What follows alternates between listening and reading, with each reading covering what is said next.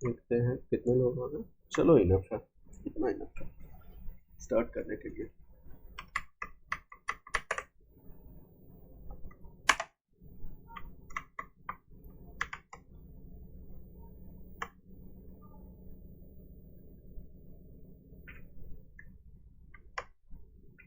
Okay, तो तुमको हम अपना स्क्रीन शेयर कर देते हैं।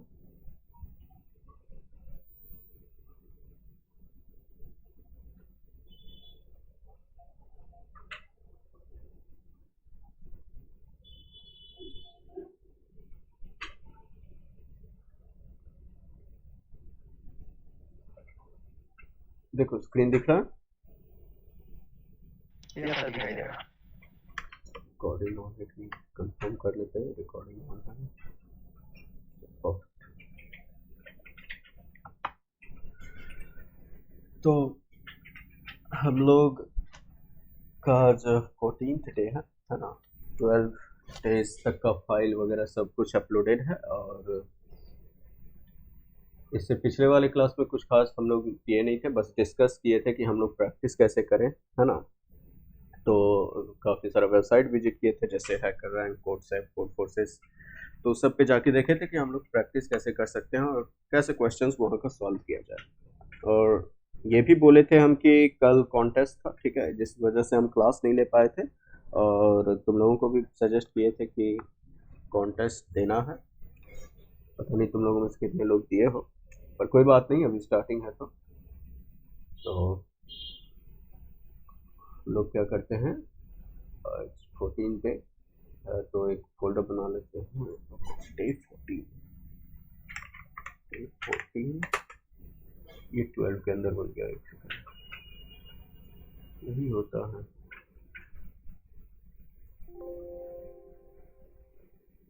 इसको क्लोज करते हैं और उसके बाद डे 14 बनाते हैं। डे 14। तो आज हम लोग स्टार्ट करेंगे। ओके, वेरिएबल जो है, तो हम लोग अभी तक वेरिएबल यूज कर लिए, सब कुछ कर लिए, और तुम लोगों को बताए थे कि आगे जाके हम लोग क्या करेंगे कि वेरिएबल का स्कोप देखेंगे कि कौन सा वेरिएबल कब तक लास्ट करेगा। ओके, तो स्कोप यहाँ पढ़ेंगे, क्योंकि ये सब फंक्शन के बाद पढ़ना ही अच्छा रहता, क्योंकि स्टार्टिंग में बताते तो तुम लोगों को उतना समझ में नहीं आता। इसलिए हम सोचे कि फंक्शन सब कुछ करवा देंगे, कंडीशन, फंक्शन, लूप। उसके बाद हम लोग क्या करेंगे, वेरिएबल का स्कोप देखेंगे, कैसे वेरिएबल डिफाइन कर सकते हैं, बना सकते हैं, और कहाँ तक वो वेरिएबल लास्ट करेगा। ओके, कहाँ तक वो इफेक्टिव है प्रोग्राम में, और कैसे दूसरे फाइल से किसी दूसरे फाइल में वेरिएबल को एक्सेस करेंगे। तो वो सब कुछ आज पढ़ेंगे। स्टोरेज क्लासेस के बारे में भी पढ़ेंगे, तो सब देखेंगे आज हम। तो ऐसे करते हैं, सारा को कट कर देते हैं। देखो VS कोड थोड़ा क्लीन नहीं है ना। एक एक तरीका है इसमें, जैसे कि यहाँ पे ऐसे करते, पहले एक फाइल बनाते हैं, तुमको बताते हैं इसको कैसे। रुको, एक फाइल बनाते हैं, मेरा main.cpp, main स्पेस std। इतना हर बार लिखना है। ओके, ये तो बेसिक है ही, इतना हर बार लिखना ही होता है। तो देखो VS कोड जैसे इतना सारा है, अगर तुम चाहते हो क्लीनर व्यू देखने के लिए, तो एक इसमें शॉर्टकट है, ठीक है, शॉर्टकट है। तुम अगर उसको ट्राई करना चाहो तो ऐसे शॉर्टकट फिलहाल मेरे में काम नहीं करेगा, क्योंकि हम उसके लिए दूसरा शॉर्टकट यूज कर रहे हैं। हम तुमको दिखाते हैं कि व्यू में जाके, तुम अपीयरेंस में जाके, एक इसमें जेन मोड और सेंटर्ड लेआउट आता है, ठीक है, इसको इनेबल कर लो। देखो शॉर्टकट यहाँ दिखा रहा होगा, Ctrl+K+Z। देखो ये क्लीन लग रहा है ना, ये अच्छा रहता है। अगर तुमको मीनू तत्काल के लिए वापस लाना है तो अल्ट की से मीनू ला सकते हो। जैसे कि हम इसको अ, अभी सेंटर लेआउट सब कुछ ऑन है मेरा। और फिर से जैसे कि तुमको अगर फाइल व्यू लाना है तो कंट्रोल भी क्लिक करोगे तो फाइल व्यू आ जाएगा, फिर कंट्रोल भी करोगे तो वो चला भी जाएगा। ओके, टर्मिनल लाना है तो कंट्रोल और टैब के ऊपर वाला की जो है, टिल्डे की तुम्हारा या बैकटिक की, उसको क्लिक करोगे तो देखो नीचे टर्मिनल आएगा, फिर से क्लिक करोगे तो वो चला जाएगा। तो ये थोड़ा क्लीन रहेगा, उतना सारा चीज़ देखने में अच्छा नहीं लगता है, कंटेस्टेड लगता है, ठीक है। तो हम क्या करने वाले हैं, आज देखने वाले हैं वेरिएबल का स्कोप। ओके, तो तुम लोगों को स्क्रीन तो विजिबल है ही, ठीक है। सब कुछ ओके है। तो देखो वेरिएबल बनाना हम लोग अच्छे से जानते थे, सिंपल सा, फिर से लिखते हैं int a = 5, ठीक है, और सी आउट कर देते थे a को। पिछले क्लास में हम लोग फंक्शन भी देख लिए थे, ठीक है, सब कुछ देख लिए थे। हम क्या करते हैं, इसको कंपाइल करके रन करवा के एक बार फिर से दिखाते हैं तुमको। रिपीटिटिव लग रहा है लेकिन देखो जरा, काफी इंटरेस्टिंग सा चीज तुमको देखने को मिलेगा अभी। पहले तो डे 14 में चले जाते हैं, ओके, क्योंकि मेरा फाइल डे 14 में है, और G++ मेरा फाइल का नाम है main.cpp, ओके। और जब रन करवाए तो देखो 5 तुमको सी आउट मिल गया। तो तुमको हम बताए होंगे कि ये जो वेरिएबल बना रहे हैं ना, ये वेरिएबल, कोई भी वेरिएबल तुम्हारा उसी ब्लॉक में एक्सेस कर सकते हो उसको जहां तुम बनाए हो, ओके। जैसे a अगर हम 5 लिखें तो इस a 5 को तुम इस ब्लॉक में ही एक्सेस कर पाओगे जहां वो बनाया गया है। यहाँ पे फिलहाल इंट मेन यानी कि मेन फंक्शन के अंदर बनाया गया है। मेन भी एक फंक्शन है, ओके, तो मेन फंक्शन के अंदर बनाया गया है, तो इसको मेन फंक्शन के अंदर ही एक्सेस कर सकते हो, किसी और फंक्शन के अंदर एक्सेस नहीं कर सकते, और अभी हम लोग करके देखेंगे, ठीक है। तो पहले वेरिएबल बनाने का ना हम लोगों के पास दो तरीका मौजूद है, ओके, दो तरीका है हम लोगों के पास वेरिएबल बनाने का, बताएंगे। एक तो तुम लोकल बना सकते हो, एक ग्लोबल बना सकते हो। और जो ये वेरिएबल है अभी किसी फंक्शन के अंदर है, फिलहाल देखो ये वेरिएबल तुम्हारा मेन फंक्शन के अंदर है ए, ठीक है, तो ये तुम्हारा लोकल वेरिएबल हुआ। देखो हम लिख देते हैं लोकल वेरिएबल, ओके, कमेंट करके लिख दिए। और एक और वेरिएबल बनाते हैं जो मेन फंक्शन से बाहर बनाते हैं, टॉप पे, ओके, यहाँ पे बनाते हैं इंट, इसका नाम रख देते हैं हम, कुछ भी नाम रख देते हैं, चलो इसका नाम रख देते हैं हम जेड, ओके, और इस जेड में डाल देते हैं हम 10। तो ये जो जेड है ये ग्लोबल वेरिएबल है, कमेंट करके लिख देते हैं ग्लोबल वेरिएबल स्पेलिंग मिस्टेक, ठीक है। तो देखो ये ग्लोबल वेरिएबल है। ग्लोबल वेरिएबल क्यों है, तो सबसे पहले ग्लोबल वेरिएबल का एक सिंपल सा पहचान है तुम्हारे पास कि वो किसी फंक्शन के अंदर नहीं है।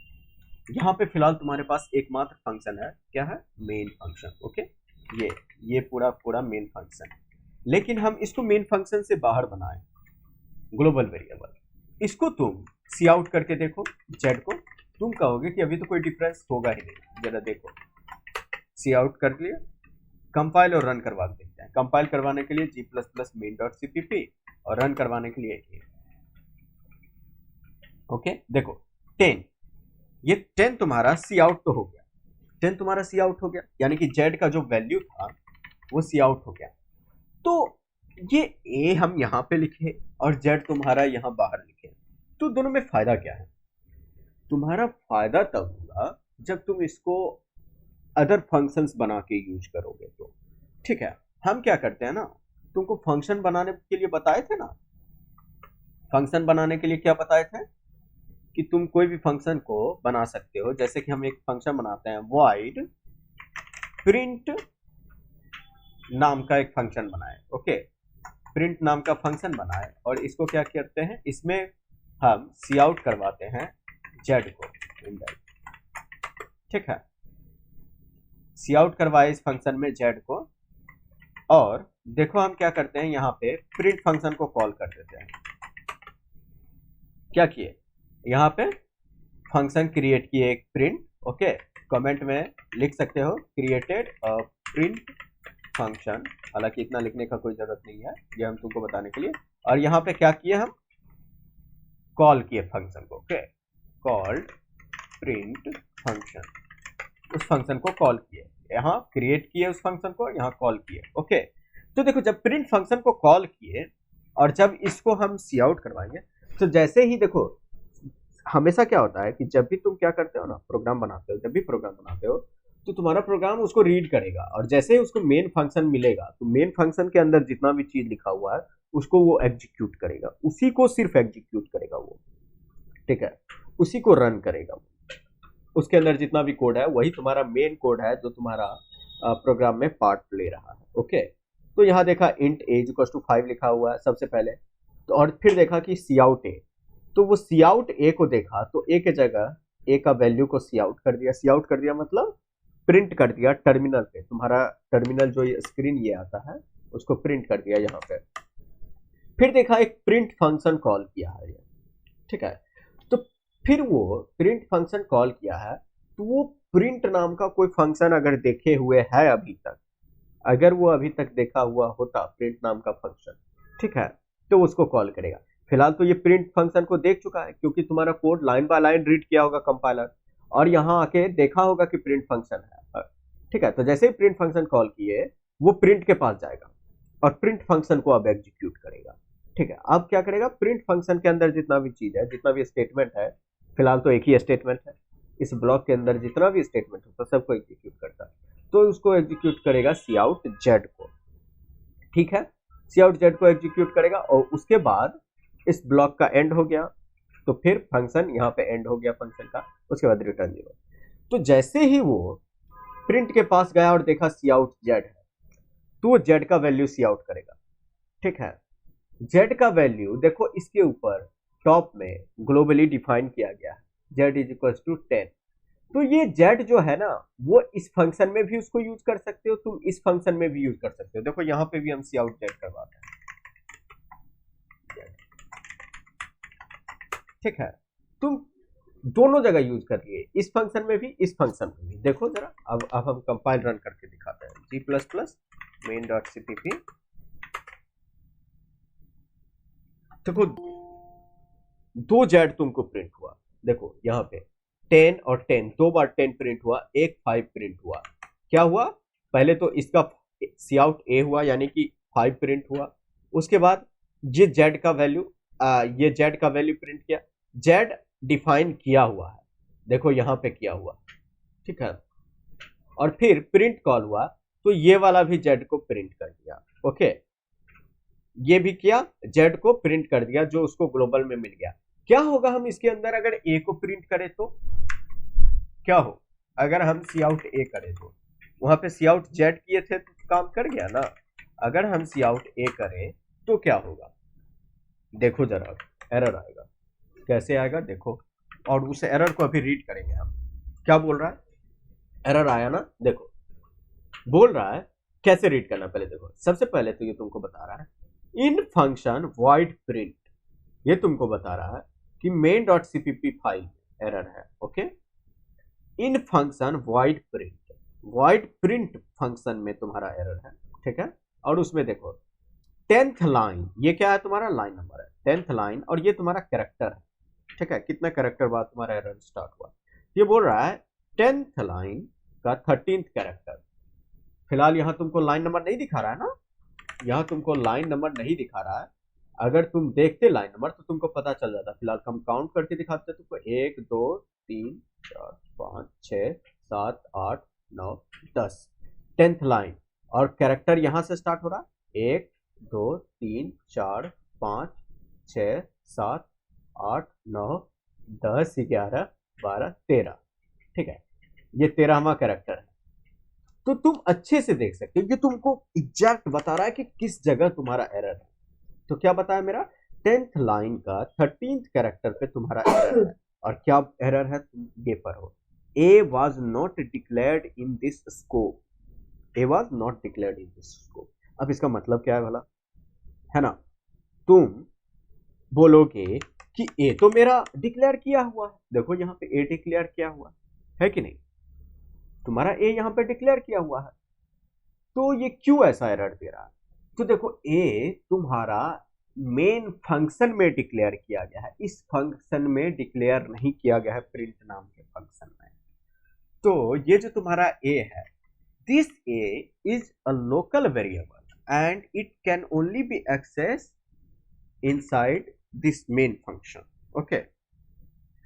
मतलब यही कि तुम इसको मेन फंक्शन से बाहर एक्सेस नहीं कर सकते हो। अगर तुमको यही चीज एक्सेस करना है तो तुमको ए बनाना पड़ेगा यहाँ पे प्रिंट फंक्शन में। अभी देखो हम यहाँ पे बनाते हैं int a is equals to, हम 12 लिख देते हैं। अब तुम्हारा एरर फिक्स हो चुका होगा। अब जरा हम G plus plus main dot CPP करते हैं, एरर फिक्स हो गया, कोई एरर नहीं आया। और कंपाइल किए तो पहले क्या आया, 5 10 10 12, 5 10 10 12। कैसे आया तो जरा देखे जरा। सबसे पहले तो सी आउट ए किया, ओके क्योंकि सबसे पहले कितने भी फंक्शंस आ जाए सबसे पहले वो किस फंक्शन को एग्जीक्यूट करेगा, मेन फंक्शन को, वही तुम्हारा मेन फंक्शन है। तो सबसे पहले वो क्या किया, ए को वैल्यू देखा, सी आउट ए किया, ओके, फिर सी आउट जेड भी किया, जेड भी तुम्हारा देखो यहां बनाया हुआ है, तो ए में 5 सी आउट कर दिया, देखो फर्स्ट लाइन तुम्हारा 5 है। फिर जेड को सी आउट किया, जेड का वैल्यू 10 है, तो देखो यहाँ पे 10 तुम्हारा सी आउट आ चुका है, ओके। और फिर देखो सॉरी ये वाला 10, ओके, फिर तुम्हारा क्या आया, फिर तुम्हारा प्रिंट फंक्शन कॉल हुआ, ओके, प्रिंट फंक्शन कॉल हुआ, तो फिर प्रिंट फंक्शन के पास गया और देखा यहाँ सी आउट जेड लिखा हुआ है, तो फिर देखा कि जेड हम जानते हैं, तो हाँ जानता है, ग्लोबल में डिक्लेयर किया था जेड, तो वो जेड को फिर से कॉल कर दिया, फिर जेड का वैल्यू जो कि 10 ही था 10 को प्रिंट कर दिया, ओके। फिर यहाँ देखो, फिर यहाँ देखो, फिर क्या किया, सॉरी इस फंक्शन में थे ना, अभी इस फंक्शन का एक और लाइन बचा हुआ है, ए बचा हुआ है, ओके। तो अब सी आउट ए करवाया, ए को वो 12 ए बोला, क्या कि हम ए को जानते हैं, ये बोला कि हाँ मेरे पास अपना खुद का ए है, देखो ए इक्वल्स टू 12 है ना, तो ये फंक्शन अपना लोकल वेरिएबल को प्रिंट करवा दिया, ए को प्रिंट करवा दिया। तो इससे क्या पता चलता है तुमको कि कोई भी वेरिएबल का स्कोप, अगर किसी वेरिएबल को किसी फंक्शन के अंदर बनाते हो तो उसका स्कोप यानी कि उसका अवेलेबिलिटी एक तरह से वो वहीं तक है जिस फंक्शन में तुम बनाए हो, यानी कि तुम उस ए को इस जहां पे बनाए हो उसके नीचे उस ब्लॉक के एंड तक यूज कर सकते हो। ऐसा नहीं है कि फिर तुम सोचोगे कि यहाँ पे बनाया ना इसी फंक्शन में ए और हम यहाँ पे ए को सी आउट करते हैं, ये तो तुम्हारा रॉन्ग हो जाएगा, क्योंकि जब वो इसको रीड करेगा तो अभी ए बना हुआ उसको नहीं मिलेगा, ए तो तुम इस लाइन पे आके बनाए हो ना, तो ये तुमको गलती कर देगा, तुम्हारा कोड एरर आ जाएगा। देखो क्या बोल रहा है, ए was not declared at this scope in this scope, फिर से वही एरर, क्योंकि यहां तक ए तुम्हारा डिक्लेयर नहीं किया गया था, तो उसको डिक्लेयर करने के लिए तुमको जहां पे भी यूज करो उसके ऊपर लिखना होगा, ठीक है। तो ये भी तुम्हारा है लोकल वेरिएबल, ठीक है, और ये तुम्हारा ग्लोबल वेरिएबल, इस जेड को हम यहां भी यूज कर लिए, इस फंक्शन में भी यूज कर लिए, इस फंक्शन में भी यूज कर लिए। क्या तुम ऐसा भी सोच रहे हो क्या कि हम एक ऊपर में बनाते हैं फंक्शन को, void प्रिंट जेड नाम का फंक्शन बनाए और यहां पे हम सी आउट जेड करवाते हैं,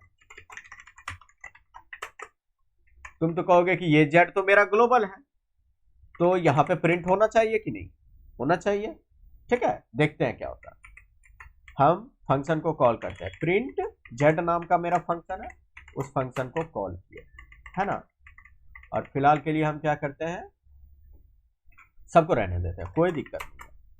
तो मेरा ये प्रिंट जेड सबसे लास्ट है ना, तो हम समझ आएंगे कि सबसे लास्ट वाला जो लाइन प्रिंट हुआ होगा वो मेरा जेड फंक्शन है, वो मेरा ये सी आउट जेड है, ओके, क्योंकि सबसे लास्ट वाला ही प्रिंट जेड है तुम्हारा, देखो यहाँ पे सबसे लास्ट ये प्रिंट जेड। तो अब इसको कंपाइल और रन करवाते हैं, क्या बोल रहा है, Z was not declared in this scope, line number 6 character number 30, sorry line number 6 यही होगा, 6 लाइन और कैरेक्टर नंबर 30, ये क्या बोल रहा है, Z was not declared in this scope. ऐसा क्यों हुआ, भले ये जेड ग्लोबल है तुम्हारा, किसी फंक्शन में नहीं है, लेकिन क्या बताया है कि वो लाइन वाले लाइन रीड करता है ना, यहाँ पे जब आया होगा तो उसको जेड नहीं मिला होगा अब तक डिफाइन किया हुआ, ठीक है।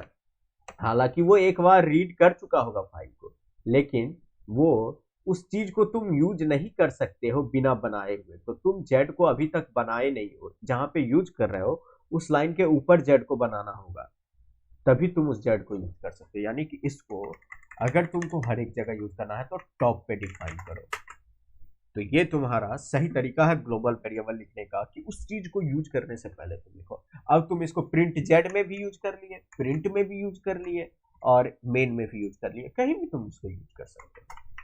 ये तुम्हारा क्या हो गया, ग्लोबल वेरिएबल, ओके। और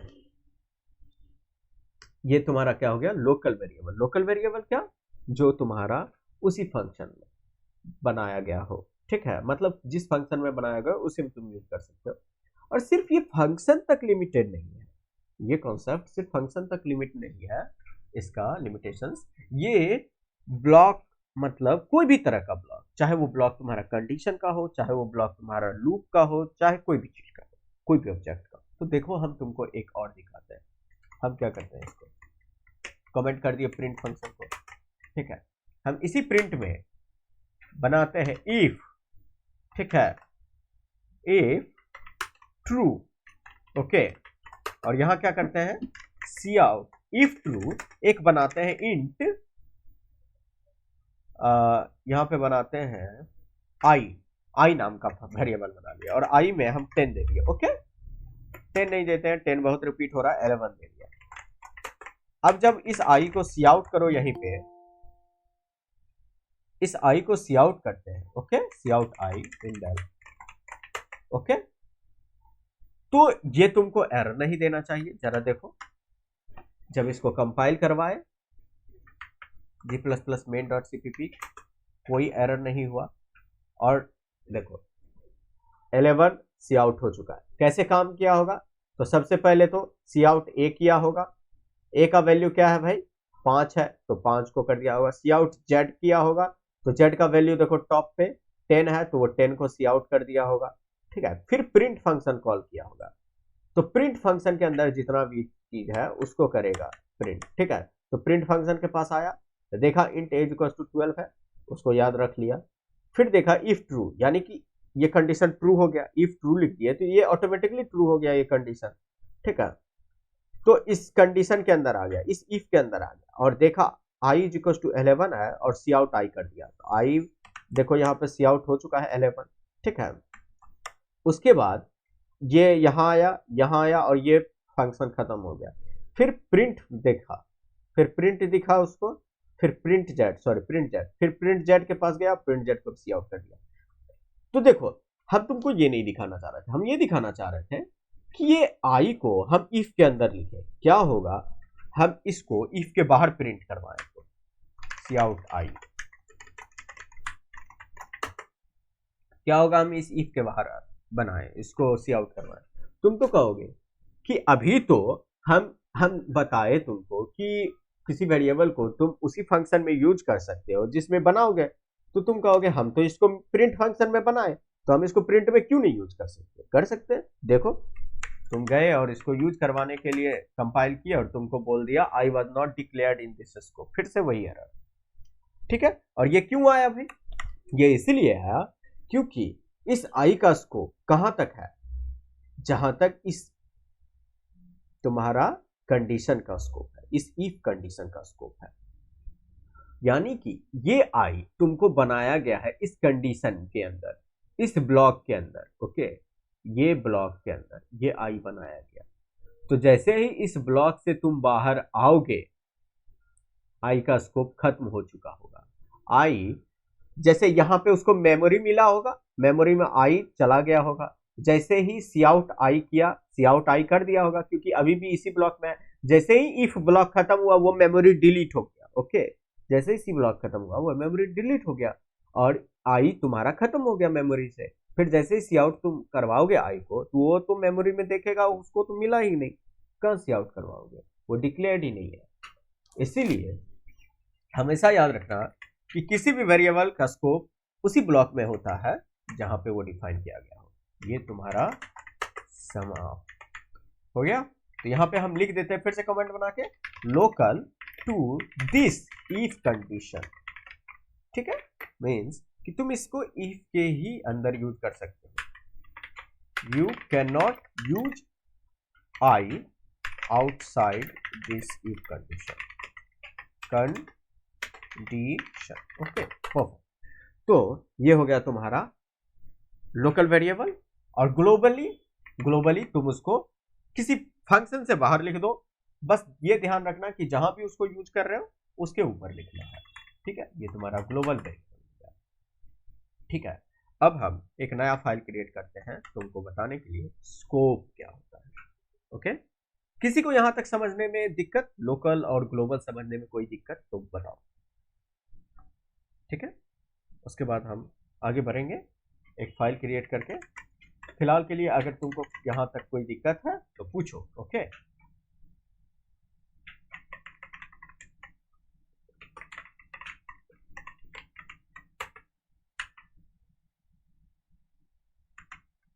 आई थिंक कोई दिक्कत नहीं लग रहा है तुम लोगों को, सही बात है, ठीक है, तो फिर कोई दिक्कत नहीं है। तो हम एक फाइल क्रिएट कर लिए स्टोरेज क्लासेस नाम से, और उस फाइल को ओपन कर लिए हैं, और जो भी कंटेंट इसमें लिखा हुआ पहले से उसको डिलीट करते हैं। ओके, तो अब हम क्या पढ़ने वाले हैं, storage classes. Okay, storage classes होता क्या है,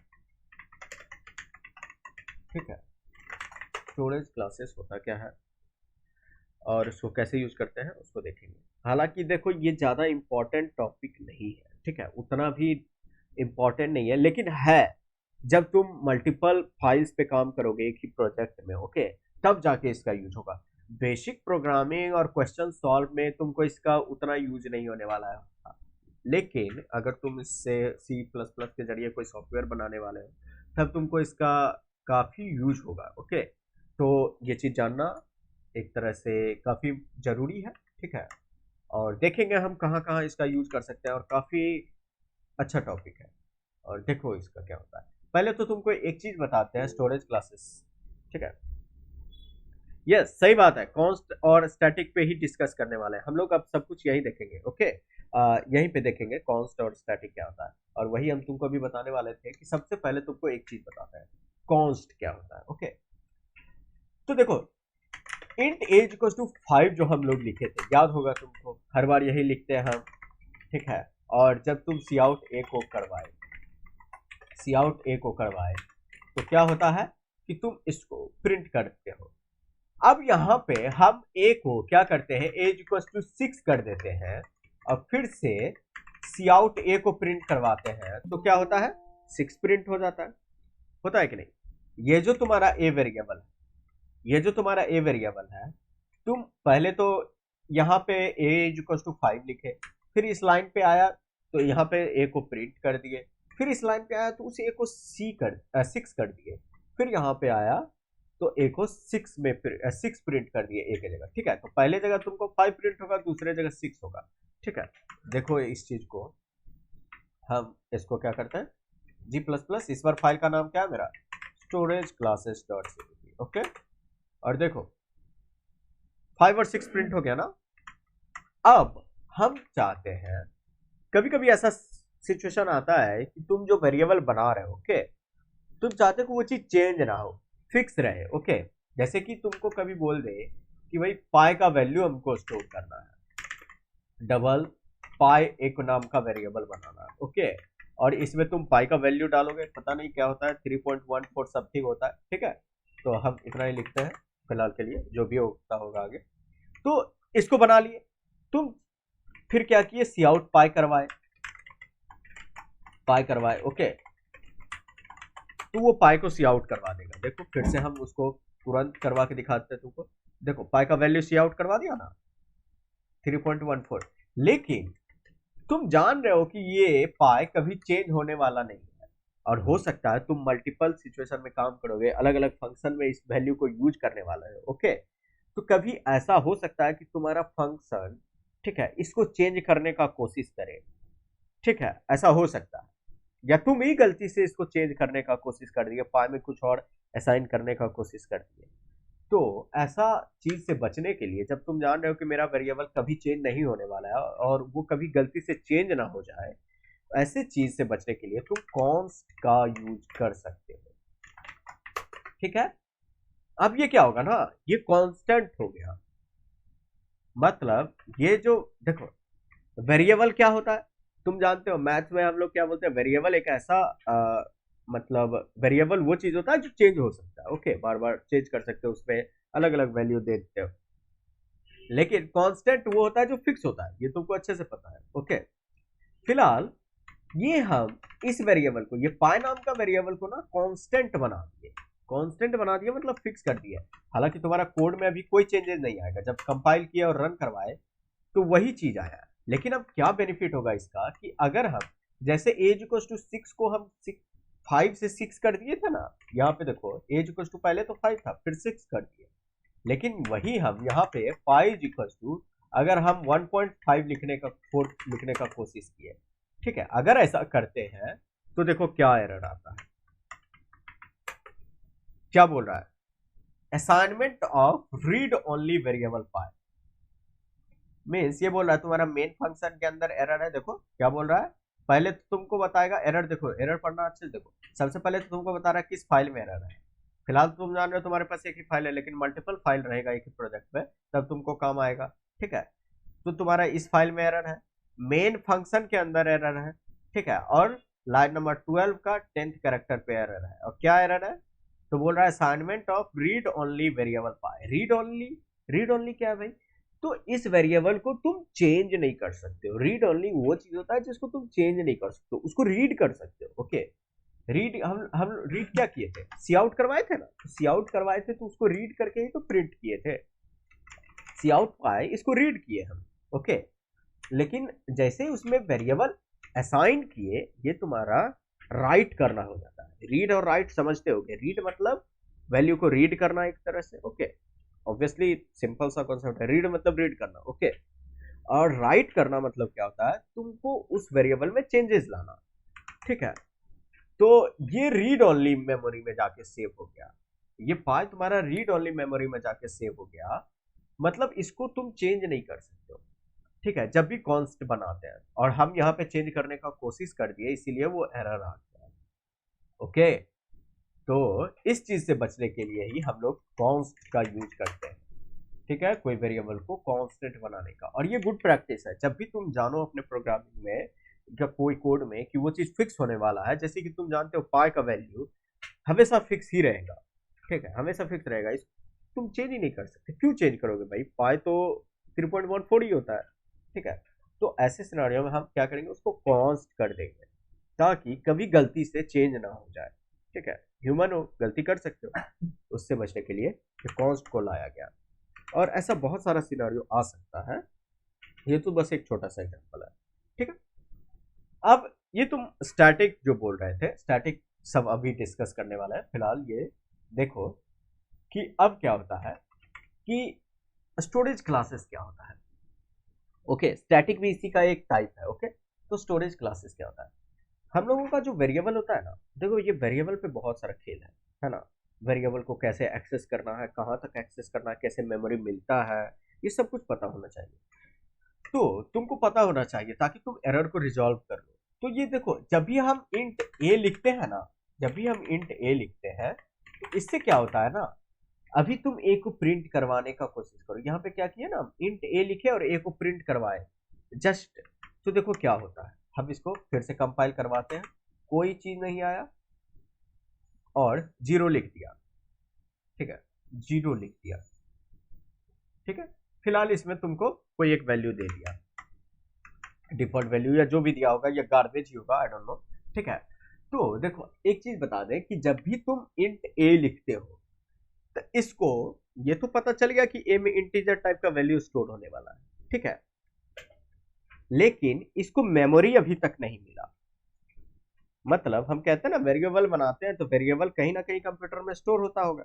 ओके, तो जब भी हम उसको इनिशियलाइज मतलब वो किए, डिक्लेयर किए, तो डिक्लेयर करने के बाद उसको मेमोरी नहीं मिला जब तक कि हम उसमें कोई वैल्यू नहीं डालते थे। जैसे उसमें वैल्यू डाल दिए एज इक्वल टू 6, अब वो मेमोरी में जगह ले लेगा।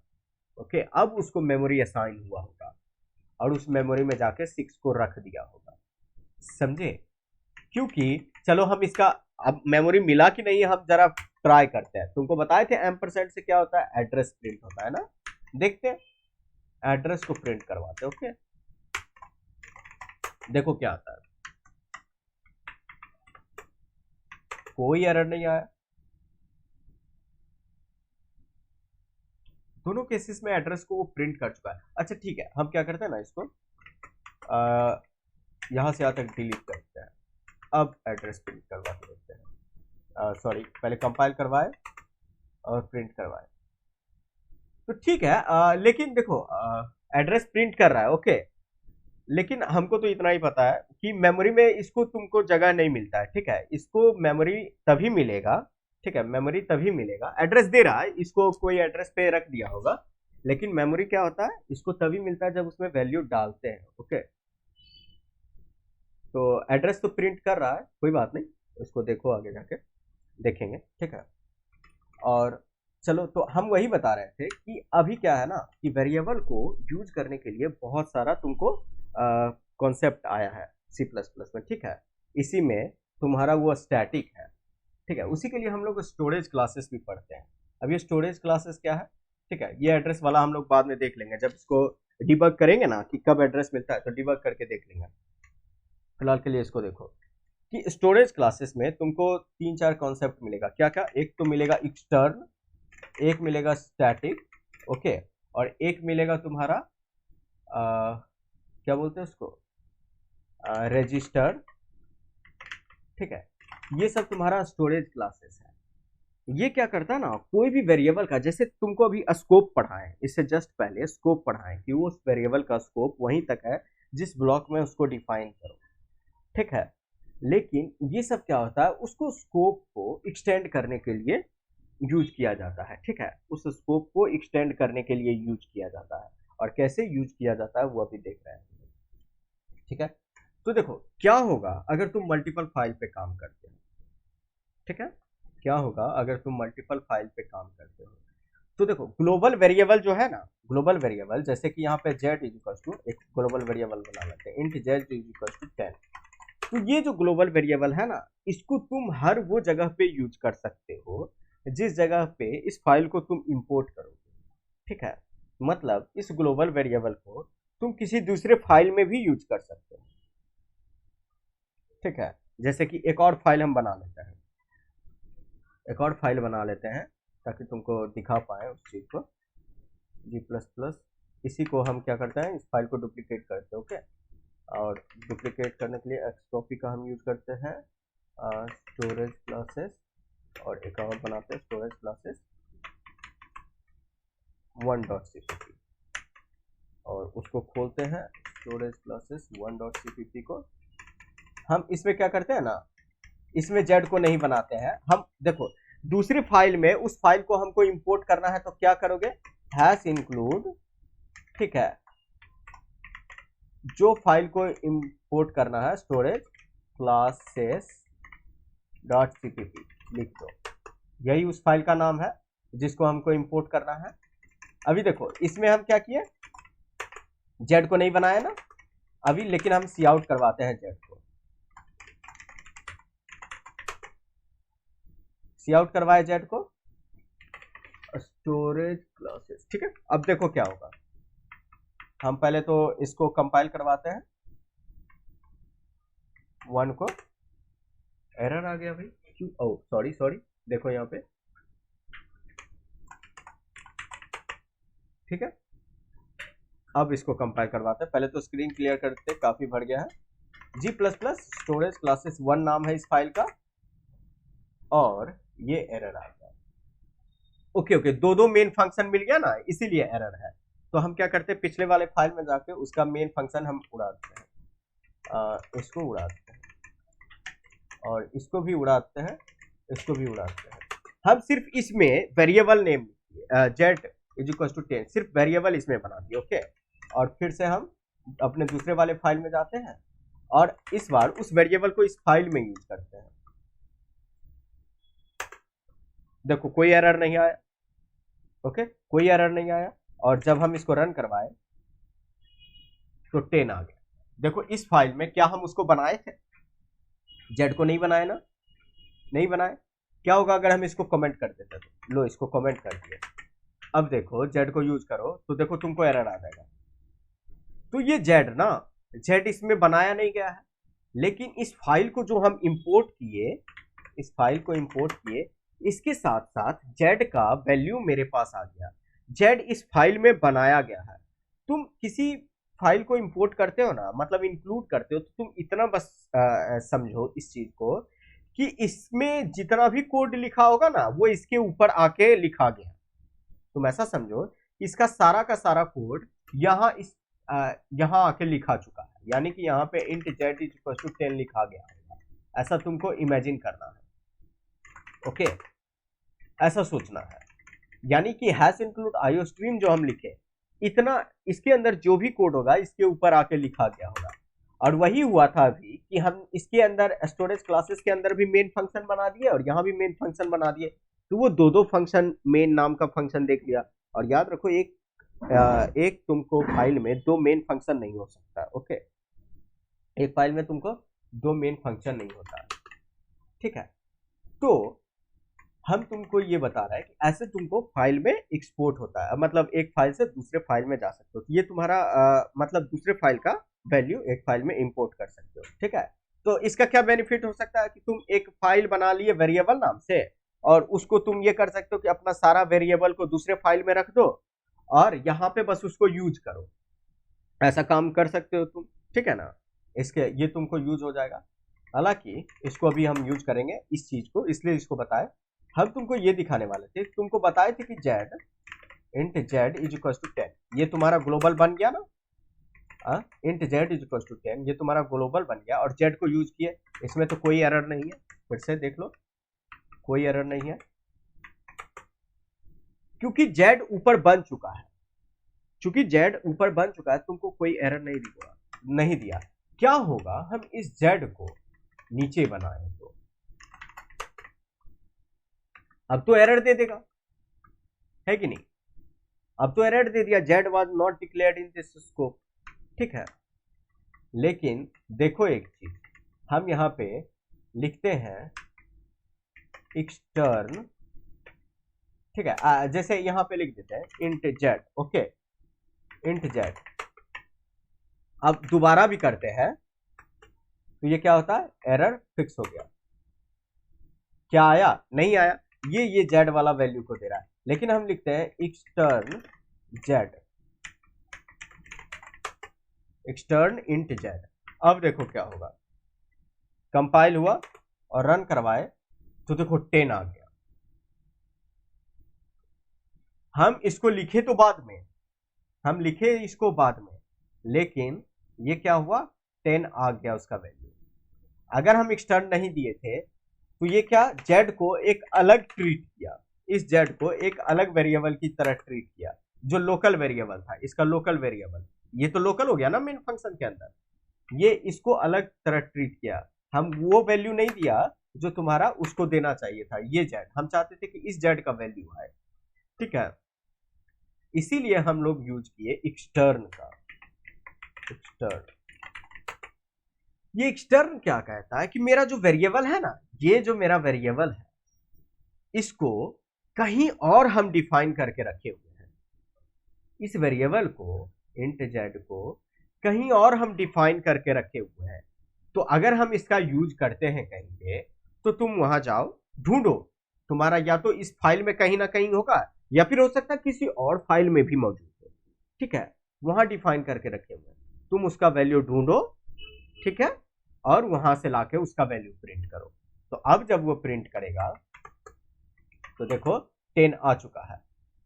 अब इसी चीज के लिए हम तुमको ये दिखाए थे, हैश इंक्लूड, हम स्टोरेज क्लासेस डॉट सीपीपी नाम का फाइल बनाए थे, स्टोरेज क्लासेस सीपीपी नाम का फाइल बनाए थे, अभी तुरंत बनाए थे।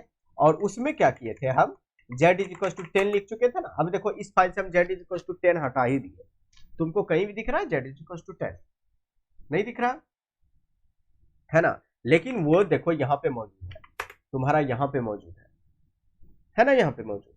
हम चाहते हैं कि इस z इज इक्वल टू 10 को हम वहां पे यूज करें, हम यहाँ पे। तो अब ये एक्सटर्न लिखने का क्या हुआ, ये ढूंढेगा इसको, ये इस z के वैल्यू को ढूंढेगा। ठीक है, जीरो नहीं सी आउट करेगा, ये ढूंढेगा। तो वो यहां देखेगा, पहले तो इस फाइल में पूरा चेक करेगा। इस फाइल में उसको कहीं नहीं मिला, यहां भी नहीं मिला, ना नीचे मिला, ऊपर तो मिला ही नहीं। ऊपर अगर मिलता तो हमको देने का, एक्सटर्न का कोई जरूरत ही नहीं था। ठीक है, नीचे भी नहीं मिला।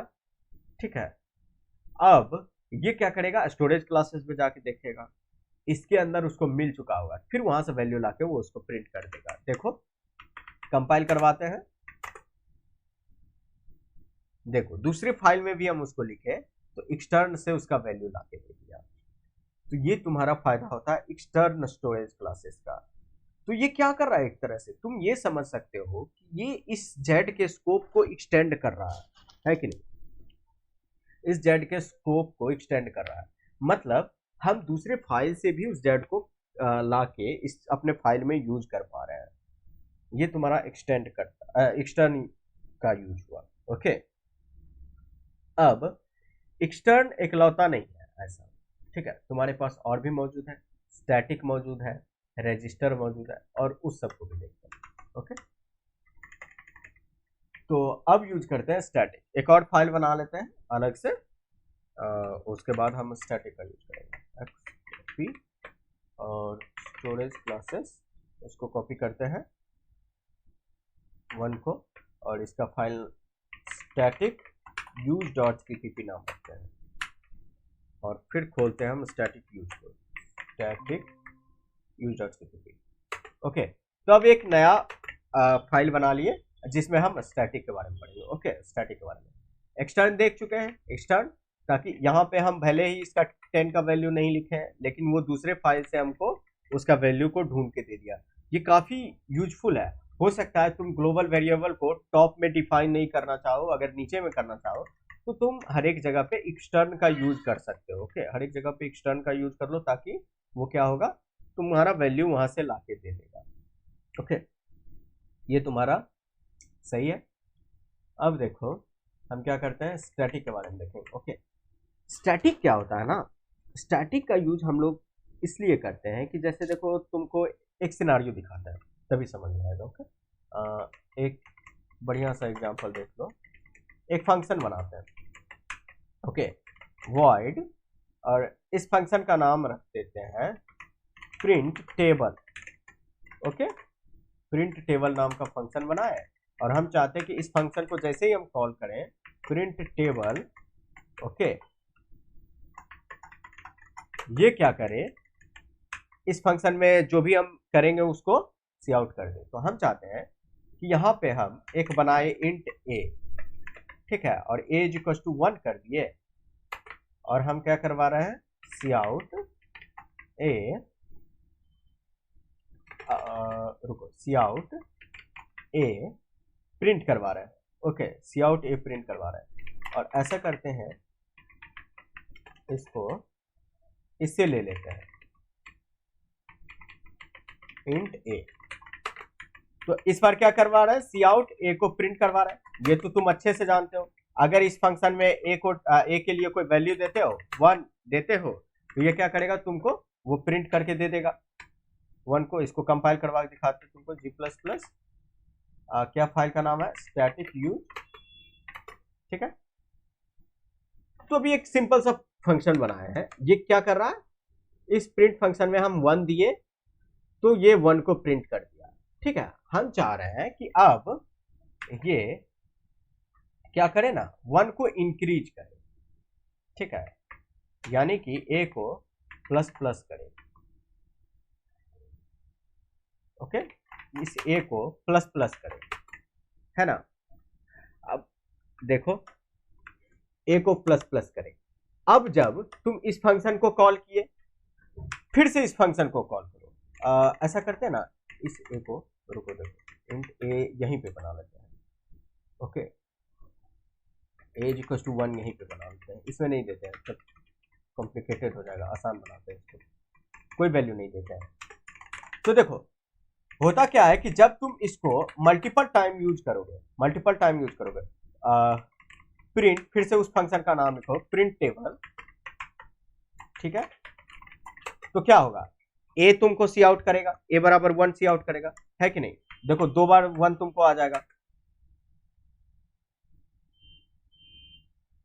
रन हो जा, 1 और 1 आया ना। अब हम क्या चाहते हैं कि ये ए मेरा प्लस हो जाए, ए प्लस प्लस, ये मेरा क्या हो, ए प्लस प्लस भी हो। तो हम क्या किए, ए को बनाए, ए को यूज किए और ए को प्लस प्लस किए, ठीक है। अब देखो कॉल करके क्या होता है,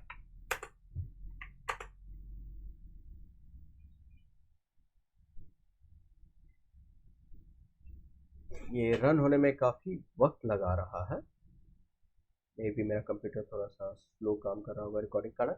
अभी भी ये देखो 1 और 1 ही आया, अभी भी ये 1 और 1 ही आया, लेकिन हम तो चाह रहे थे कि ये मेरा ए प्लस प्लस हो जाए ना।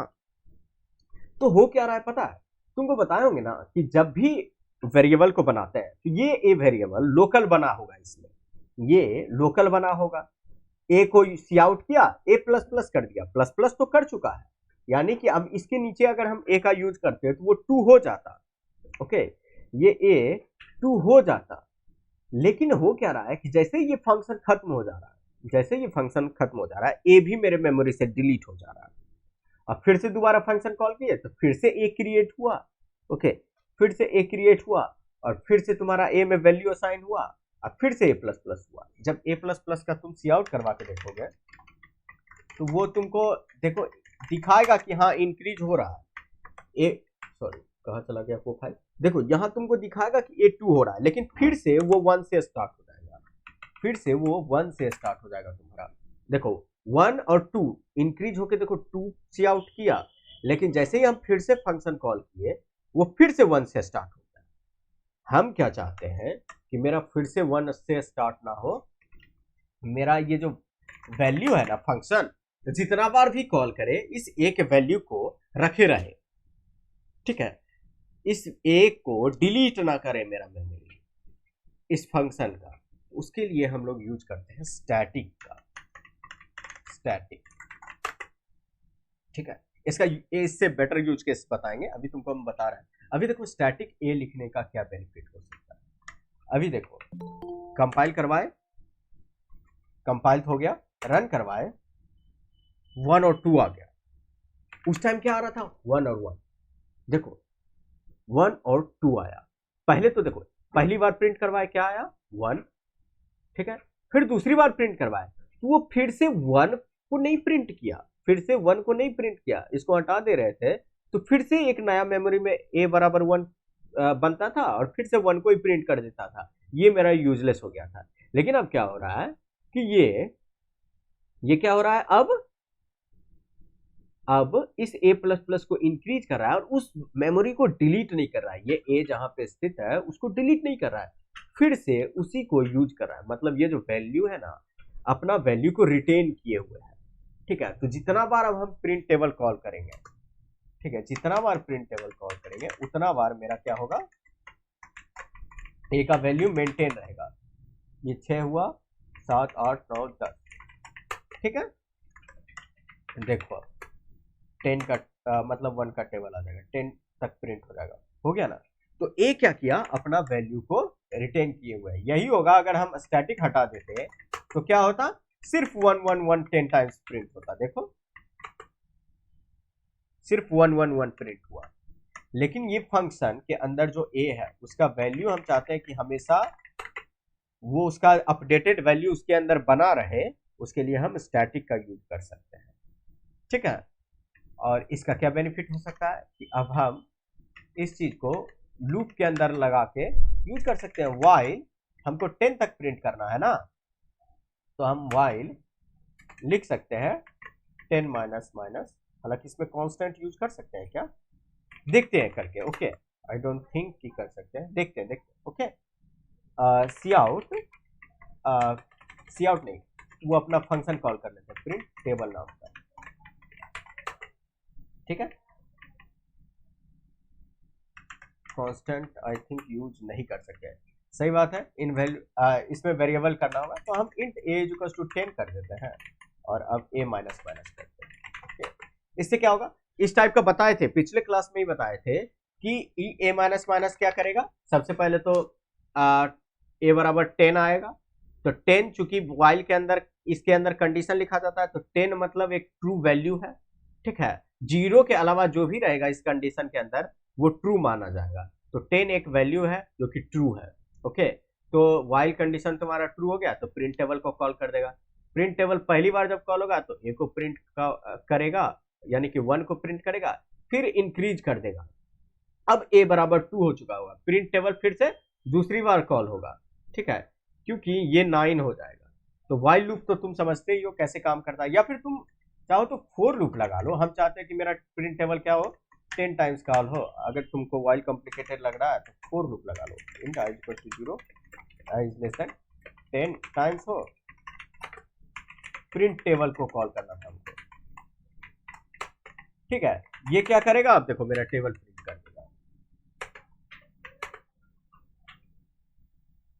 कर दिया ना। तो ये क्या कर रहा है, अब वैल्यू को रिटेन किए हुए है अपने में, ओके, इस ए को। तो ये बेनिफिट है तुम्हारा स्टैटिक यूज करने का। तो जब भी ऐसा सिचुएशन आए कि हम चाहते हैं कि तुम जानते हो कि तुम्हारा वेरिएबल का स्कोप उस फंक्शन के कॉल होने तक है, जैसे ही उस फंक्शन का कॉल खत्म होता है वेरिएबल क्या होता है तुम्हारा, उसका स्कोप एंड हो जाता है। तो अगर ऐसा सिचुएशन आए तुमको उसके स्कोप को मेंटेन किए हुए रखना है, ठीक है, तो उस केसेस में स्टैटिक का यूज कर सकते हो तुम। तो ये हुआ तुम्हारा क्या, स्टैटिक, ओके, इसको यूज कर सकते हो। ये वही फिर से हम बता रहे हैं, इसको तुम ज्यादा यूज नहीं करोगे ऑब्वियसली। तुम जब कोड करोगे तो तुमको ऐसा सिचुएशंस रेयर केस में आएगा, जब तक कि तुम एक बड़ा प्रोजेक्ट पे नहीं काम करते हो, ये सब रेयर केस में है। लेकिन ऑब्वियसली जानना अच्छी बात होती है ना। तो जानो इस चीज को, ये तुम्हारा स्टैटिक हो गया। एक और चीज बताते हैं, एक और चीज होता है रजिस्टर, ओके। और ठीक है, रजिस्टर से कहेंगे कि रजिस्टर तुम्हारा वैसा कुछ खास नहीं है, ठीक है। एक चीज बस इसके लिए जान लो, उसके लिए कोई यूज केसेस नहीं है, रजिस्टर के लिए कोई यूज केसेस नहीं है। तुमको हम सिंपल सा एक एग्जांपल देते हैं। इस फाइल को ऐसा करते हैं, इस फाइल को डुप्लीकेट करते हैं ताकि ये सारा कोड मिल जाए तुमको, ठीक है, कहीं डिलीट ना हो जाए। तो हम फिर से एक डुप्लीकेट बनाते हैं, कॉपी स्टैटिक यूज, और इस बार नाम रख देते हैं रजिस्टर डॉट सीपीपी, ओके, और फाइल, और उसको हम खोलते हैं। देखो जब तुम कंट्रोल पी वीएस कोड में यूज करोगे ना, तो तुम्हारे प्रोजेक्ट के अंदर जितना भी फाइल है सारा का एक्सेस मिल जाएगा तुमको। तो हम कौन सा फाइल खोलने वाले हैं अभी, अभी कौन सा बनाए थे, रजिस्टर ना। देखो रजिस्टर डॉट सीपीपी, ये क्लीन भी लग रहा है और थोड़ा एफिशिएंट भी है। अगर तुम कीबोर्ड थोड़ा सा यूज करना सीख जाओ तो बेटर होगा। फिलहाल के लिए हम इसको क्लीन करते हैं, ये सारा जो इतना लिखा हुआ है। देखो रजिस्टर क्या होता है कि जैसे हम देखो इसको यूज किए है ना,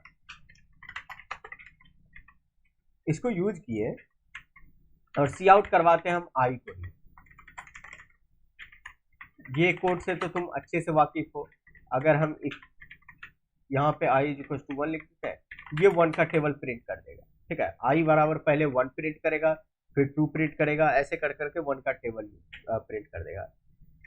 एक इसमें होता है क्या कि रजिस्टर लिख देते हैं हम यहाँ पे, रजिस्टर वेरिएबल टाइप से पहले, ये मेरा वेरिएबल टाइप इंट है, इससे पहले हम रजिस्टर लिख देते हैं। इसका बेनिफिट क्या है, ठीक है, कि तुम्हारा जो मेमोरी मिलता है ना, तुम्हारा जो मेमोरी मिलता है इस इंट को, वो उसको मेमोरी में जाके सेव नहीं करेगा। एक रजिस्टर्ड मेमोरी होता है जो तुम्हारे सीपीयू में मौजूद होता है, ओके। रजिस्टर तुम्हारा कहाँ, सीपीयू में मौजूद होता है, तो वो रजिस्टर में जाके तुम्हारा इसको सेव करता है।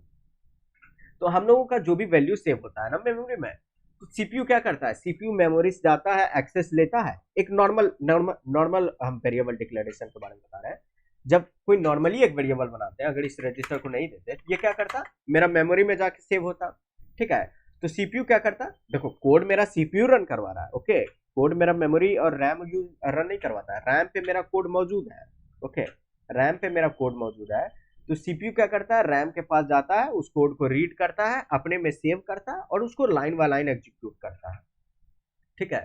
तो ये क्या करेगा ना, इस वेरिएबल का एक्सेस लेने के लिए वो मेमोरी के पास जाता होगा कि हमको बताइए कि इंट कहाँ पे मौजूद है, उस मेमोरी से रीड करता होगा और यहाँ पे आके तुमको उसका आउटपुट दे दिया, ठीक है। ये आउटपुट तो तुमको एकदम अच्छे से प्रिंट करेगा, ठीक है।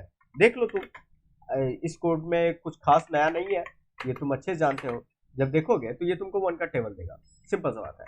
लेकिन रजिस्टर लिखने का क्या फायदा है कि वो सीपीयू में ही जाके सेव हो जाता है, सीपीयू का रजिस्टर में जाके सेव होता है, ओके। ये मेमोरी तुम्हारा नॉर्मल फिजिकल मेमोरी जो रैम है तुम्हारा, उससे फास्टर है। ये तुम्हारा रैम से फास्टर है, रजिस्टर क्या है ना, रैम से काफी फास्ट होता है, थोड़ा बहुत नहीं, काफी फास्ट होता है, ओके। पर यही है कि ये तुम्हारा मेमोरी कम होता है रैम के मुकाबले, रैम ज्यादा है, ठीक है। रैम से भी ज्यादा तुम्हारा एसएसडी हार्ड डिस्क ये सब होता है, तो रजिस्टर काफी कम होता है, ठीक है।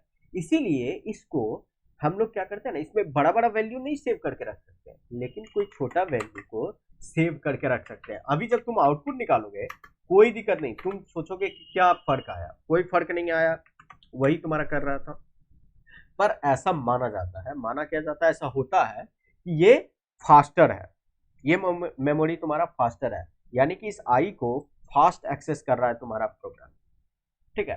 तो ये छोटा सा प्रोग्राम है, तुमको खास डिफरेंस नहीं मिल रहा है, लेकिन वही एकदम लार्ज प्रोग्राम होता, बहुत बड़ा, मान लो लाखों लाइन होता कोड का, तो तुम इस चीज को ध्यान में रखते, ठीक है, कि मेरा कौन सा डेटा कहाँ जाके सेव हो रहा है। तुम जान रहे हो कि मेरा वो डेटा अगर फ्रिक्वेंटली एकदम तुरंत तुरंत उसका यूज कर रहे हो, है ना, तब तुम उसको रजिस्टर में जाके सेव करो, क्योंकि बार बार जाके तुमको मेमोरी से एक्सेस नहीं लेना पड़ेगा, रीड नहीं करना पड़ेगा, ओके।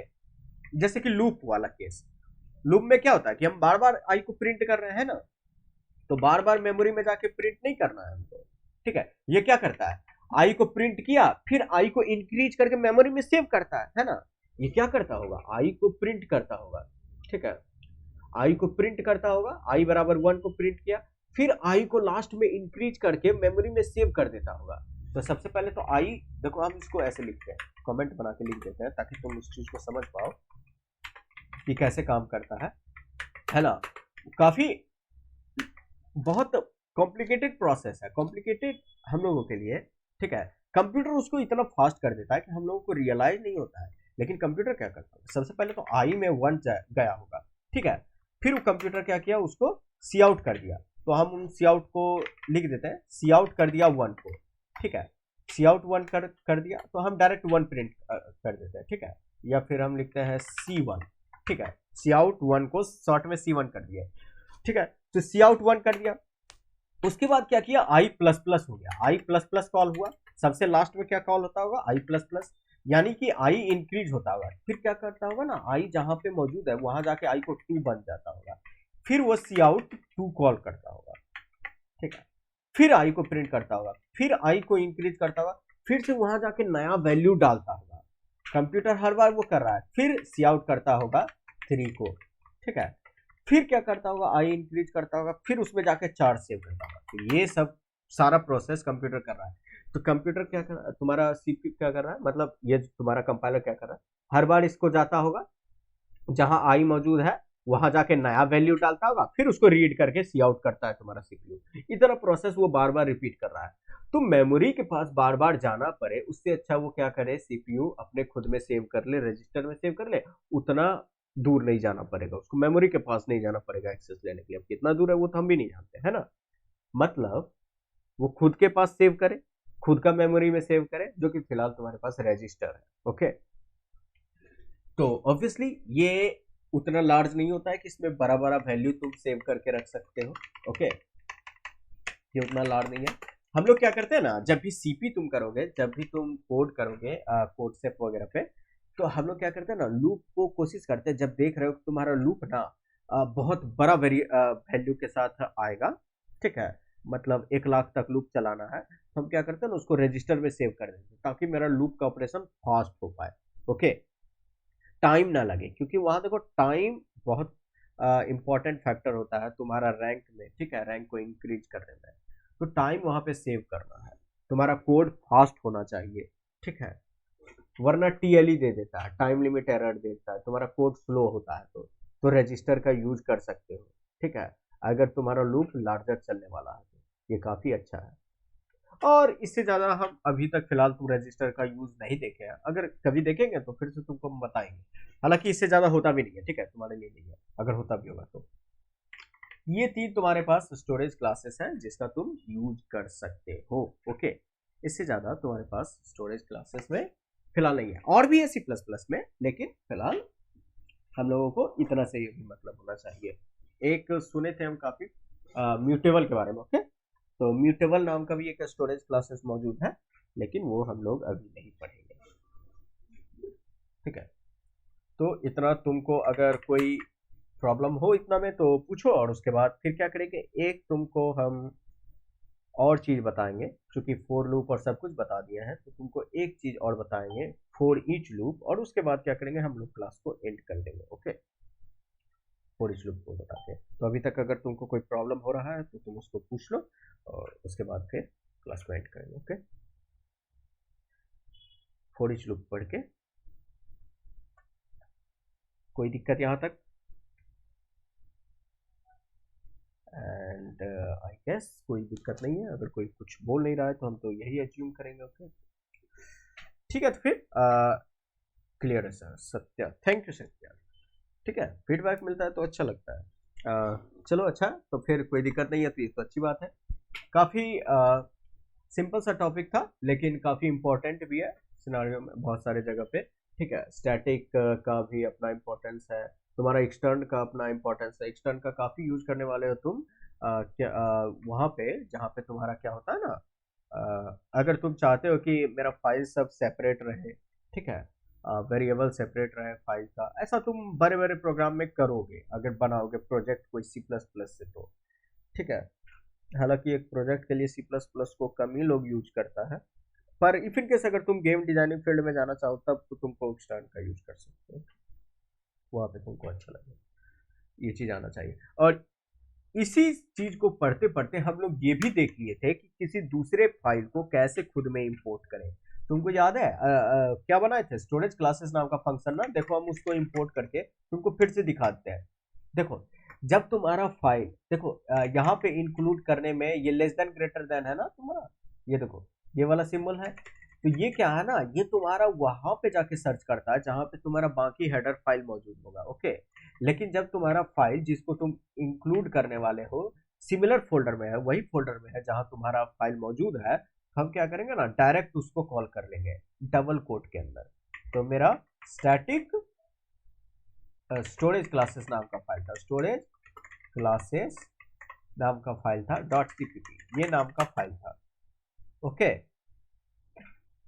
ये मेरा फाइल था, तो इसको क्या कर लिए, इंक्लूड कर लिए। अब इसके अंदर वो सब चीज हम देख चुके थे ना, देखो इसके अंदर जो भी होगा ना तुम्हारा वेरिएबल, जैसे देखो स्टोरेज क्लासेस में जाके देखते हैं, ओ फिलहाल तो इसके अंदर कुछ नहीं है, लेकिन स्टोरेज क्लासेस 1 में आई थिंक होगा, स्टोरेज क्लासेस 1 में होगा, इसमें भी नहीं है, सबको इंपट ही हम कर दिए। चलो कोई बात नहीं, कोई दूसरा फाइल देख लेते हैं जिसमें कोई फंक्शन बनाए। चलो मेन में काफी सारे फंक्शंस बनाए तो हम मेन को ही इंक्लूड कर लेते हैं। ओके, मेन को ही इंक्लूड कर लेंगे। तो देखो मेन के अंदर ये प्रिंट जेड और प्रिंट फंक्शन है ना, प्रिंट जेड और प्रिंट फंक्शन, हम चाहते हैं कि इस फंक्शन को अपने वो वाला फाइल में यूज करें। कौन सा फाइल में, रजिस्टर। ओके, तो मेन को हम कर लेते हैं, मेन हम चाहते हैं वो सारा फंक्शन को यहाँ पे कॉल करें। देखो यहाँ पे हम मेन बना रहे हैं ना, यहाँ पे मेन बना रहे हैं, और तुम्हारा मेन में भी एक मेन फंक्शन बना हुआ है। हम क्या करते हैं, क्योंकि ये मेन को हमको सिर्फ कॉलिंग के लिए यूज करना है ना, तो हम इस मेन का डिलीट कर दिया ताकि दो दो मेन नहीं हो। इसको ना हम सिर्फ इसलिए बना रहे हैं, जैसे मान लो इस फाइल में मेरा सिर्फ क्या मौजूद है, इस फाइल में मेरा फंक्शंस मौजूद है, तो जेड डिलीट हो गया, कंट्रोल जेड, इस फाइल में मेरा क्या मौजूद है, सिर्फ फंक्शंस मौजूद है। ओके, तो हम क्या करेंगे, इस फाइल में सिर्फ फंक्शन को मतलब बना के रख दिए और अपना रजिस्टर वाले फाइल में उस फंक्शन को कॉल कर लेते हैं। देखो क्या नाम था, प्रिंट जेड और प्रिंट फंक्शन, तो हम प्रिंट फंक्शन को कॉल करते हैं, प्रिंट कॉल किए, और एक और फंक्शन था मेरे पास, सॉरी, प्रिंट जेड। तो ये भी आज हम सीख ही लिए थे कि किसी दूसरे फाइल में कैसे उसका यूज कर सकते। देखो रजिस्टर को जैसे ही किए मेरा एरर नहीं आया, और देखो प्रिंट जेड 11 प्रिंट किया और ये 10 प्रिंट किया। तो हम मेन में कुछ तुम ऐसा कर सकते हो आगे जाके कि तुम अपना एक फाइल बनाए और चाहते हो कि हम उस फंक्शन को बार बार लिखे नहीं, तो अपना क्या होता है ना कि उस फंक्शन को बना के तुम रख दिए अपने फाइल में, और जब भी जरूरत होता है तुम उस फाइल को इंपोर्ट करके उसका काम कर लेते हो, है ना। तो ये अच्छा चीज है अगर तुम जान रहे हो तो। ठीक है, तुम देखोगे, तुमको बोले थे हम कि आगे जाके तुम अपना खुद का हेडर फाइल बनाना सीख लोगे, तो यही जो main.cpp था ना, इसको हम main.cpp के जगह main.h नाम से भी सेव कर लेते हैं, वो मेरा खुद का हेडर फाइल होता। ठीक है, हम क्या करते हैं ना, कर लेते हैं, तुमको दिखा ही देते हैं। ये चीज से क्यों अनजान रहोगे, क्योंकि ये अब काफी आगे आ चुके हैं, तुमको ये चीज पता होना चाहिए कैसे हम यूज करते हैं उस चीज को। तो हम क्या करते हैं, main.cpp को main.h नाम से सेव कर लेते हैं। ओके, सेव हो गया। और इसको हम क्या करते हैं तत्काल के लिए, इसमें जो जो चेंजेस थे ना उसको वापस से ले आते हैं ताकि ये सारा फाइल तुमको मिल जाए। ओके ओके, और अब हम क्या करते हैं, अपने रजिस्टर वाले फाइल में जाके मेन डॉट एच को कॉल करते हैं। तो ये देखो, ये तुम्हारा खुद का हेडर फाइल हो गया, खुद का हेडर फाइल बनाना सीख गए। ठीक है, और देखो कंपाइल और रन करवा के देखो क्या तुम्हारा कोड काम करता है। काम किया, कंपाइल तो हो गया, रन करवाए, काम हो गया। तो ये तुम्हारा जो सीपीपी फाइल है ना, उसको डॉट एच नाम से भी सेव कर सकते हो। ये तुम्हारा हेडर फाइल हो गया। तुम अपना एक हेडर फाइल बनाए डॉट एच नाम से, और उसमें दो फंक्शन लिख दिए, मेन डॉट सॉरी प्रिंट और प्रिंट जेट नाम से। ठीक है, देखो मेन डॉट एच नाम से बनाए थे, इसमें दो फंक्शन है, प्रिंट जेड और प्रिंट। याद रखना इसमें मेन, याद रखना कि इसमें तुम मेन फंक्शन नहीं बनाना, क्योंकि दो दो मेन फंक्शन हो जाएगा, है ना। इसमें तुमको मेन फंक्शन नहीं बनाना है। तो हेडर फाइल को जितना क्लीन रख सकते हो उतना क्लीन रखो। ओके, उतना सिर्फ फंक्शंस ही इसमें बनाओ। ठीक है, तो ऐसे तुम अपना हेडर फाइल भी बना सकते हो। तो ये तुमको हम रिपीट इसलिए कर दिए क्योंकि चूंकि हम तुमको एक्सटर्न बताने वक्त ये चीज का यूज कर दिए थे, इसलिए सोचे कि इसको बताते अच्छे से। तुम ये सारा चीज कर सकते हो अपने कोड में। ओके, फिलहाल के लिए हम तुमको क्या बताने वाले थे, रजिस्टर तुमको करके दिखाई दिए कि रजिस्टर में कुछ खास नहीं होता। ओके, रजिस्टर में तुम्हारा कुछ खास नहीं होता है, बस वो क्या होता है कि उसमें सेव करोगे तो तुम्हारा मेमोरी एक्सेस फास्ट हो जाता है। ओके, तो हम तुमको क्या बताने वाले थे, एक चीज फॉर ईच लूप, और इसके बाद हम लोग एंड कर देंगे। ओके, फॉर ईच लूप कुछ खास नहीं है इसमें, लेकिन तुम काफी सारे लूप के बारे में जान चुके हो, while loop, do while loop. Okay, और फॉर ईच लूप तुम जानो, फॉर ईच लूप। और ऐसा करते हैं ना, इसके लिए नया फाइल बना लेते हैं, क्योंकि रजिस्टर वाला भी कोड तो तुम लोगों को देना। तो हम कंट्रोल जेड करके रजिस्टर वाला कोड को रखते हैं। ऐसे तुम रजिस्टर को यूज कर सकते हो। अब यहाँ पे लिख देते हैं register allow us, not us, register is used to faster access of any area। Okay, तो तुम फास्टर एक्सेस कर सकते हो। फिलहाल के लिए हम एक नया फाइल क्रिएट कर रहे हैं, फिर से कॉपी रजिस्टर, और इसका for each loop dot CPP नाम से बनाते हैं, और उस फाइल को काम करते हैं उस पर फॉर ईच लूप। ठीक है, तो देखो फॉर लूप तो लिखना सीख गया है। फॉर ईच लूप क्या होता है, तो फॉर ईच लूप जो होता है ना, वो तुम्हारा किसी कलेक्शन पे काम करेगा। ओके, किसी कलेक्शन पे काम करेगा। अब कलेक्शन कहने का मतलब तुमको पता ही होगा कि तुम्हारे पास अरे है, वेक्टर है, जैसे कि देखो इंट ARR नाम का एक अरे बना लिए। ठीक है, और इसमें मेरे पास डेटा है 1, 2, 3, 4, 5, 6, इतना मेरे पास डेटा है इस अरे में। तो इस अरे का एवरी डेटा को प्रिंट करवाने के लिए तुम्हारे पास लूप था। तुम क्या करते, लूप चलाते for int i equal to 0, i is less than, तुमको यहाँ पे साइज देना पड़ेगा। ओके, तुमको यहाँ पे साइज देना पड़ेगा अरे का। तो हम क्या करते हैं, फिलहाल के लिए हमको पता है तो हम 6 दे दिए i प्लस प्लस। ठीक है, और तुम क्या किए, सी आउट करवा दिए ARR ऑफ i और स्पेस दे दिए। ठीक है, इतना तो तुम लोगों को अच्छे से पता है। ये क्या किया मैं, ओ आई छूट गया ना, ये क्या किया, मेरा अरे को प्रिंट कर देगा। ठीक है, ये क्या किया, अरे को प्रिंट कर देगा। जब तुम कंपाइल करके देखोगे फॉर ईच लूप को, तो तुमको पता चलेगा ये मेरा अरे का सारा डाटा को 1, 2, 3, 4, 5, 6 मेरा सबसे बॉटम में प्रिंट हो चुका है। ठीक है, लेकिन हमको क्या करना है इस बार, ये लूप मेरा हुआ normal for loop, normal for loop. ठीक है, एक और लूप होता है for each loop, for each loop. ये क्या करता है ना, किसी भी कलेक्शन को, जैसे कि ये अरे एक कलेक्शन है, किसी भी कलेक्शन का हर एक एलिमेंट पे कॉल होता है फॉर ईच लूप। ओके, किसी भी कलेक्शन के हर एक एलिमेंट पे कॉल होता है, कैसे, तो देखो इस चीज को इसका सिंटैक्स क्या है, फोर, और यहाँ पे क्या लिखेंगे हम, कोई भी वेरिएबल है जैसे इंट आई, ठीक है, और यहाँ पे उस कलेक्शन का नाम देंगे, फिलहाल उस कलेक्शन का नाम है ARR, और हम उसके साथ क्या करवाएंगे, सी आउट आई और स्पेस दे देंगे, ठीक है। फिलहाल यहाँ पे एक न्यू लाइन दे देते हैं ताकि दोनों के बीच में न्यू लाइन हो। अब देखो यहाँ पे क्या किए, पहले रिजल्ट देख लो, सिमिलर आ रहा है क्या, कंपाइल हो गया और रन हो गया। देखो पहले वाले से भी 1 2 3 4 5 6 और दूसरे वाले से भी सेम रिजल्ट, ठीक है। अब ये कर क्या रहा है, तो हम इसको क्या किए, ये बता रहा है कि फोर, पहले एक इसमें वेरिएबल बनाएंगे, यहाँ पे कोई एक टेम्पररी वेरिएबल बनाएंगे, फिलहाल हम उस वेरिएबल का नाम रख दिए आई, ओके। फिर ये बताए कलेक्शन ARR, ओके। तो ये क्या करेगा, ARR का एवरी मतलब एलिमेंट के पास जाएगा और उसको आई में स्टोर करेगा और फिर सी आउट कर देगा उस एलिमेंट को। तो ये काम कैसे कर रहा होगा, काम कैसे कर रहा होगा, तो उसको देखो, सबसे पहले क्या होगा, आई में स्टोर हो जाएगा 1, ठीक है, सबसे पहले आई में स्टोर हो जाएगा 1, सी आउट कर देगा आई को यानी कि 1 को, फिर आई में स्टोर हो जाएगा 2, ठीक है, क्योंकि ARR का सेकंड एलिमेंट के पास जाएगा, ठीक है। ये तब तक जाएगा जब तक कि ARR के पास एलिमेंट मौजूद है, ठीक है।